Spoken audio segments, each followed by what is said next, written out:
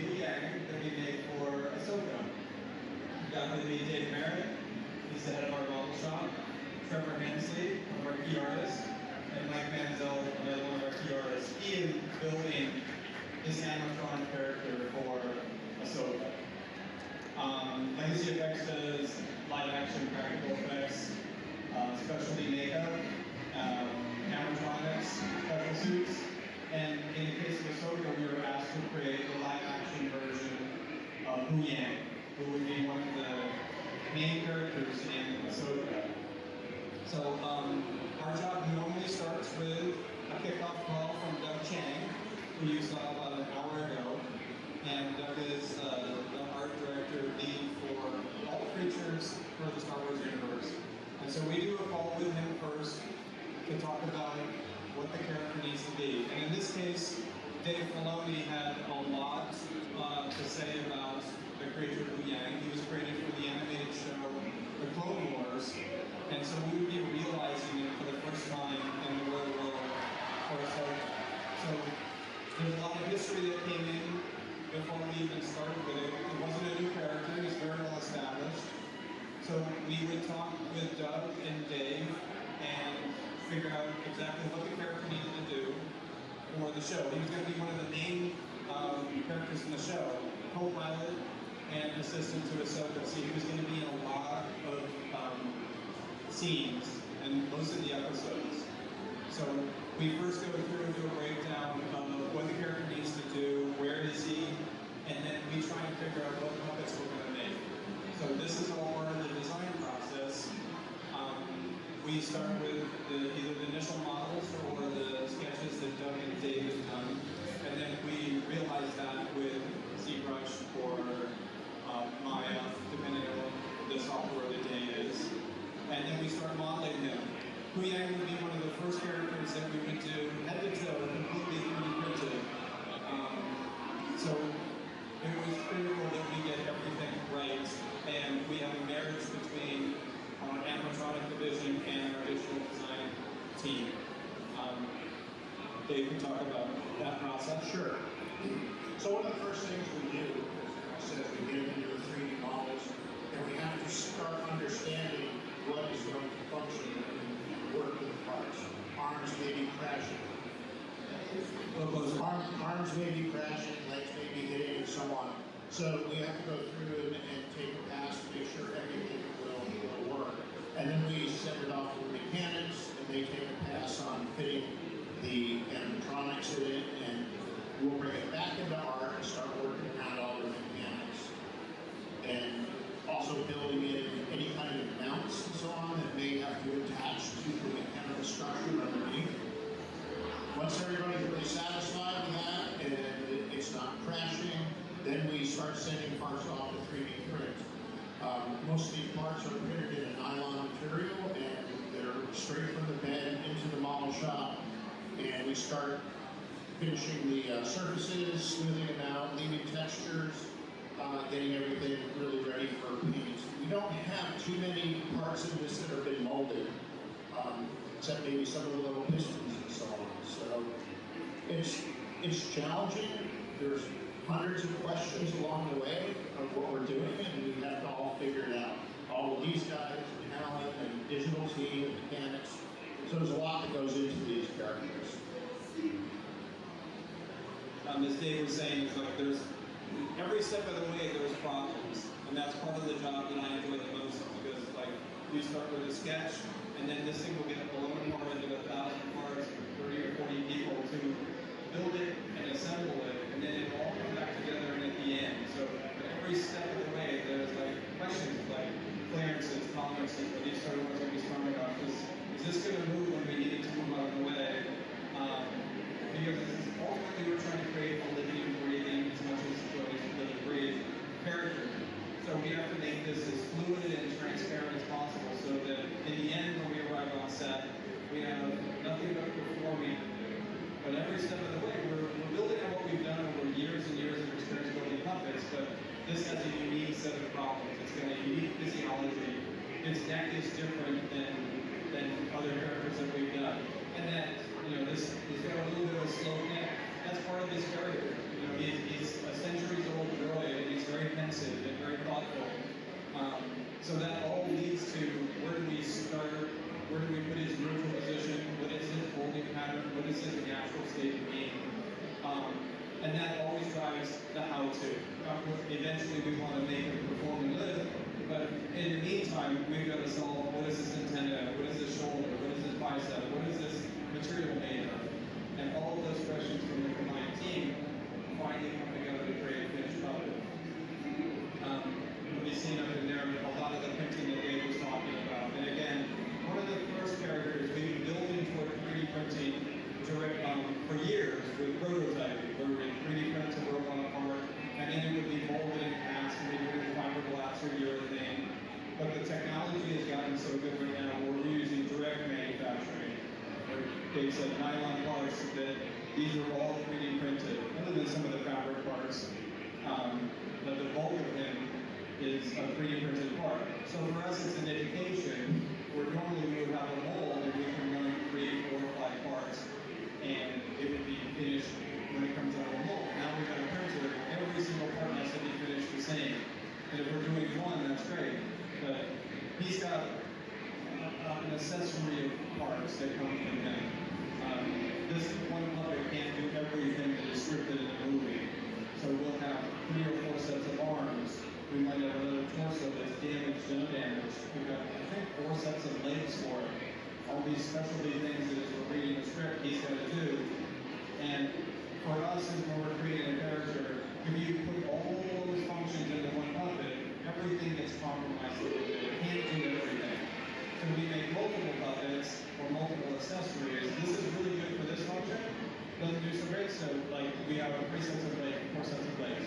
One, this is standing. As you see, there's no supports on him, so he's got a very strong steel base, and nothing but steel coming down through his legs, so that from the waist up, he's very stable, because he just stands on set for a lot of the show. And then we have another set of legs that are rigged to Mike, who would do walking, and that would be a hula puppet, because we'll get to a little bit later. And then we have a set of legs that does nothing but sit. There are other ones that are posable. What you see in the background now is the animatronic team building the central infrastructure. So, and I think if anyone with you yesterday, we talked about all the advances in robotics. Everyone's familiar with Boston Dynamics and SpaceX, and we're doing amazing things. And if you see the booth over behind us with the Imagineering, you see how sophisticated animatronics and servos are these days. So we've made a puppet from the waist up that is with new servos that are very fast, very strong, and for the most part very light. A character like this in the past might have been done with pneumatics or hydraulics. But now electric servos are very strong and very positive.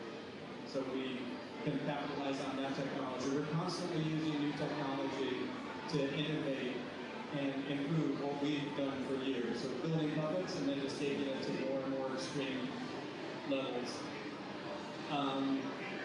Our goal when we are building animatronics and all this servo-driven stuff is to bring it to a singular performance. A puppet like this might have taken 3 or 4 people to do.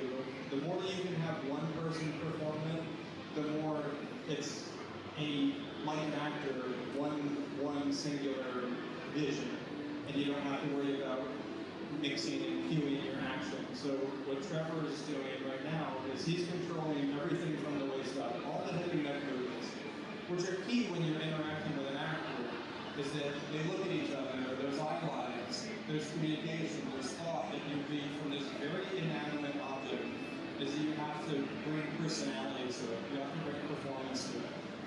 And Dave Filoni was very, very specific about the personality of Huyang. He's in years of animation, and David Tennant was going to be coming back and voicing the character. So we had to work with Dave to figure out exactly what the personality is. I'll let Trevor talk about that in just a second, but like, the way we make an analogy of this is like we built this amazing instrument, and now our job is to learn how to tune it and play it. We spent a lot of time trying to figure out what you can this character in Star Wars with this huge knowledge base. And he has a bit of an attitude where it's kind of stupid. He's always kind of like, no, that could slam things up. And Dave had a very specific way of conveying that. So he would sit right next to us as much as he could the entire film. He would explain what he learned. It was hugely valuable. But I have to say that I'm a luckiest person to get to sit by a 2-year-old me that I figure does know what I would believe. But to be part of it and to be able to interpret what they're trying to get in the character, it feels really cool. It's a very, very frustrating job. It can be very emotional. You can miss your mark and you get frustrated, but it's also really, really rewarding. There's a bunch of people on our shop that never look at the experience. So we have to keep that in our head as part of the appreciation of the experience. Dave's always really, really fun, honest. He's super able to communicate and just everything was really close to him. This is really fun. It's a really fun thing to do. When we were just firing him up, it was like seeing an old friend again and forget him after a long period of time. And then where he is, and when it's up, and he does all the stuff he's supposed to do. Yeah, we've been filming this Muppet over 2 years. And then it's like a non-stop, for 6 months for hour and down. And, you saw a trailer that there's a startup procedure for each one to make sure that it's kind of like an airplane checklist. It's like, is he in the center? We have our, we call it torque on, torque off. Is the power bay? So just like an airplane, like check, check, check. So that you don't misstep and then something breaks them. There is only one of Huyang. He's got lots of accessories, like your action figure might have different heads and different arms.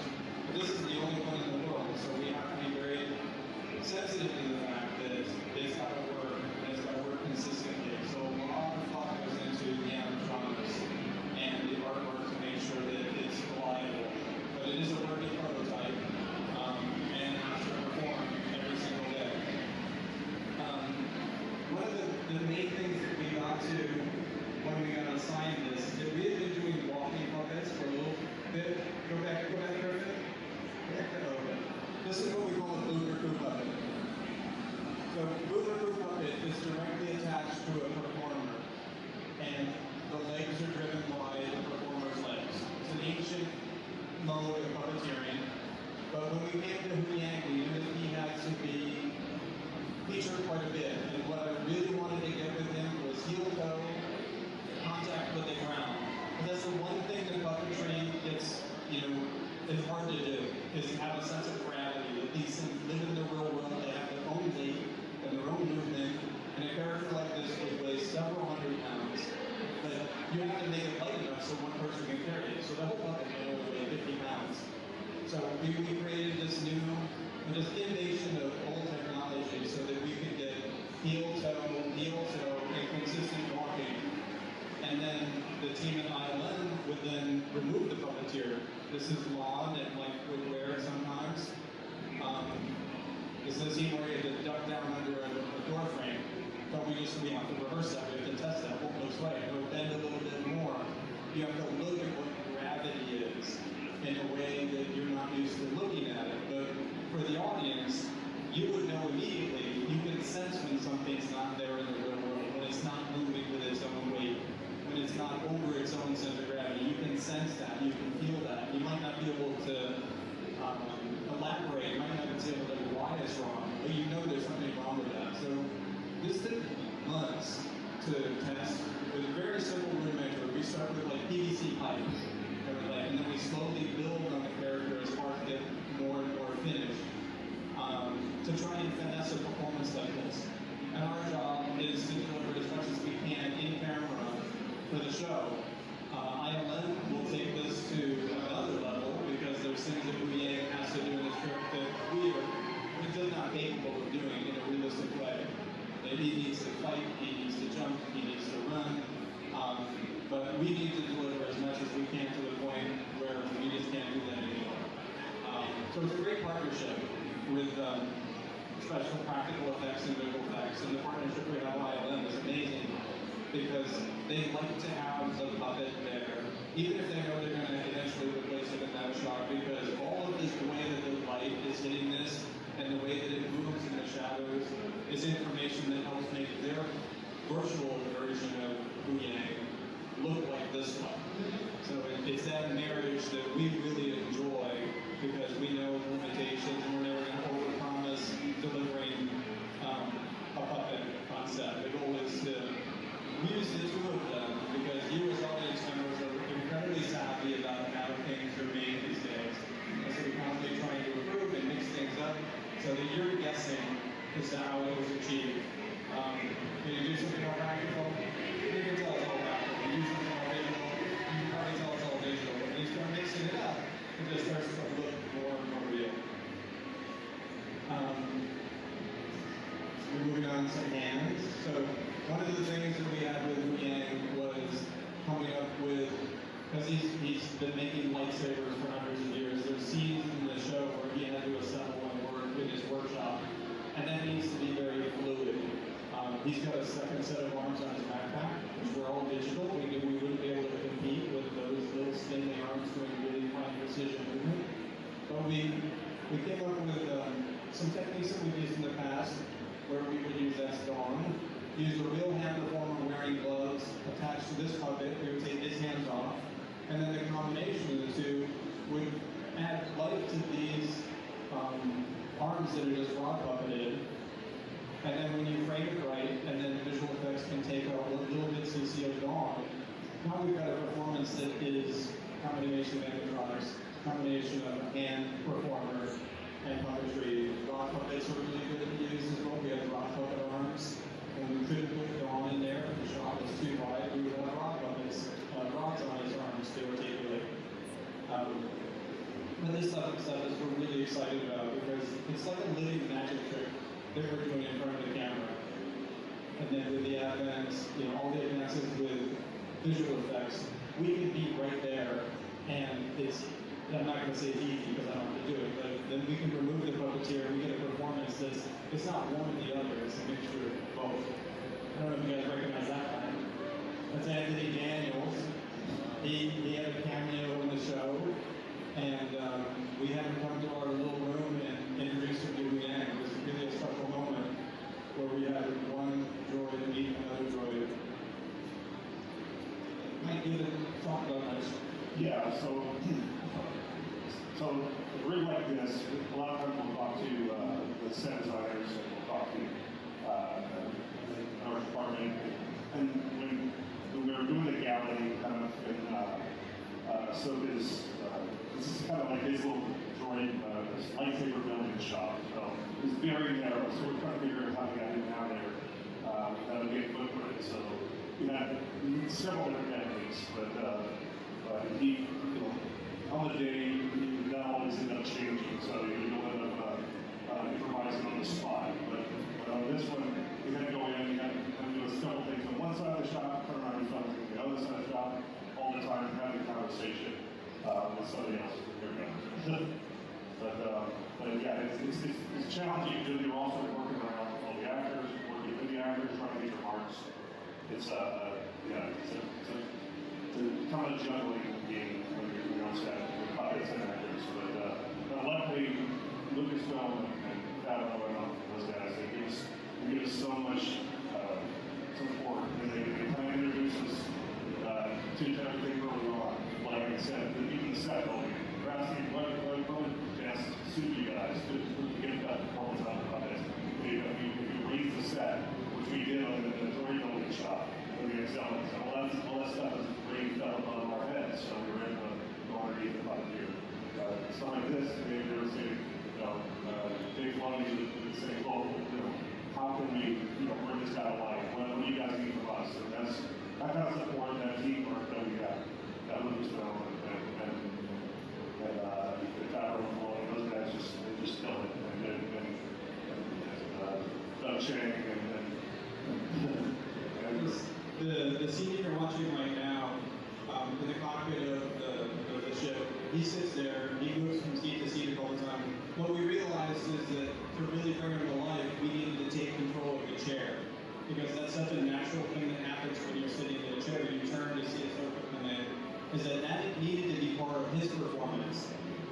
got an extra chair from our department, and we mechanized the chair, and then we timed that with his performance. It was a mix. So when he started to turn to look, you would naturally turn your waist, you would turn your chair to open up to see her coming. So we actually puppeteered a chair in conjunction with Huyang's performance to make that extra light bit of life. And it didn't have to be like someone down underneath pushing on a rock. One, the cockpits were really small, so we couldn't just keep putting people down underneath there. And then two is that it needs to be timed very, very specifically. Almost, you won't need to be aware that it's happening.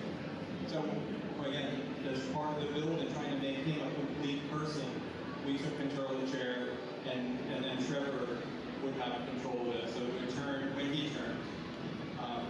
And it just added a little bit of extra life to the character. It's not something that anyone asked for, but a lot of times our job is to bring what we know we're going to need on set and give that extra bit of life. In this scene, you'll see there's examples of CG puppet, and then there's rock puppet hands. That's a CG Huyang, and he's doing things that we couldn't do. And then there's other scenes where it's us with rock removal, us with the gloves, and ultimately to try and give the other performers we're working with something to act against, something to perform against. It's not just going to be a tennis ball. Because we want them to look at Huyang and interact with Huyang. The goal is that we have Dave Filoni, the directors, talk to Huyang and direct Huyang, and then we off camera take that direction and interpret what he needs to do. So, do you want to talk about the eyes? Because they had a lot of thoughts about Huyang and his performance. Because he's not C-3PO with just light up, Yeah. he had all this eyes. No, they want to give a wide range of kind of like emotions with his eyes, but at the end of the day, one of those like only in extreme situations, he's getting been around forever, so he said, he's seen about everything. So he said, yeah, if he's really upset about something, really intense about something, then he'll be a little angry, a little sad, but for the most part, he's like, yeah, he's seen it, he's dying, he's just more or less an observer at this point. But Dave Calrissian, who's here yesterday, actually designed eyes and was able to get a lot of expression out of it. Amazing job. Yeah, we've been really fortunate to create characters for the franchise, and this is one of our, I think one of our proudest moments to create something that it features that much. It's like the third cast member for the show, and he's in almost every scene with Ahsoka.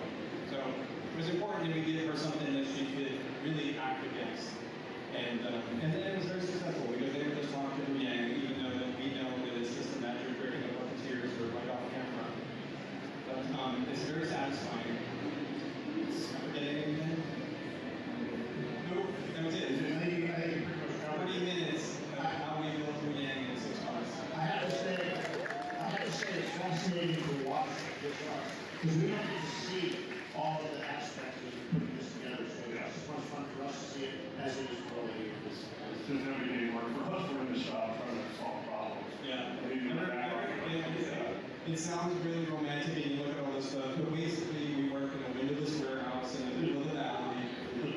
But we do get to go, we can't fool ourselves. It's very exciting to go and bring something like this to life.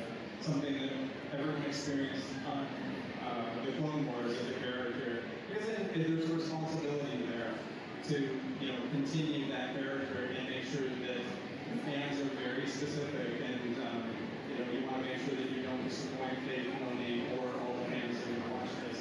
So there's a lot of pressure that goes along with it, even though we're basically kids making horror monsters our entire life. And there was a discussion going on about having a CG. Only people a lot of times guys can't do it.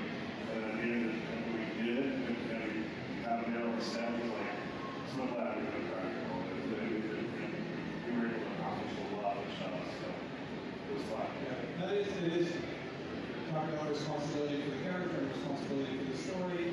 Part of our main job is being fiscally responsible. It's like, you want to just put everything you can into restrictions, time restrictions, material restrictions. You know, those are the challenges of everyday life that you just apply to a character like this, or you want to put more into it. We're all passionate about the show, we're all passionate about our work, and picking something like this and bringing it to life, it is very fulfilling. So we hope everyone enjoys it, and thank you for coming. Hey, look at those names to the left. They are part of the Skywalking Force, our Patreon. Become a producer yourself and check out all the Disney Plus themed bonus content available depending on the level you subscribe. Become a member of the elite Skywalking Force at skywalkingforce.com.